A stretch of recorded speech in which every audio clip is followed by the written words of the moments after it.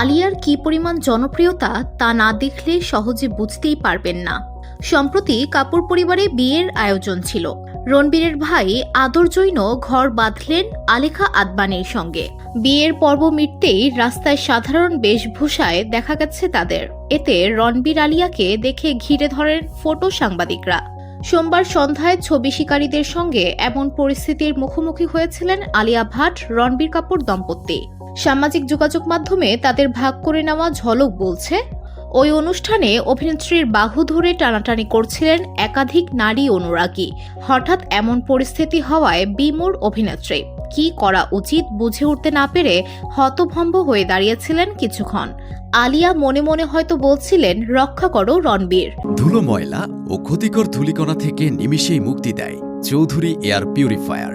এর শক্তিশালী সাকশন ঘরের কোনায় কোনায় লুকিয়ে থাকা সকল ধুলা টেনে ফিল্টার করে এবং বের করে আনে নির্মল ও স্বাস্থ্যকর হাওয়া। অভিনেত্রীর মনের কথা ভাষায় প্রকাশ না পেলেও আলিয়ার অবস্থা দেখে তড়িঘড়ি করে এগিয়ে এলেন রণবীর। স্ত্রীকে ভক্তদের হাত থেকে রক্ষা করলেন তিনি। অভিনেত্রীকে এক হাতে আগলে নিয়ে অন্য হাত দিয়ে চারপাশের দর্শকের ভিড় সরিয়ে এগোতে থাকেন। রণবীরের এই আচরণ নিয়ে সমালোচনায় মেতেছেন নেটিজেনরা। তারা বলছেন, ভিড় সরাতে গিয়ে রণবীর এতটা বিরক্ত না হলেও পারতেন। তার বিরক্ততা সেই সময় তার চোখে মুখে স্পষ্ট ছিল। এর আগে বহুবার ভিড়ের হাত থেকে অভিনেত্রীকে রক্ষা করেছেন রণবীর। একবার ভক্তদের হাত থেকে আলিয়া ও শিশুকন্যা রাহাকে আগলাতে দেখা গেছে অভিনেতাকে।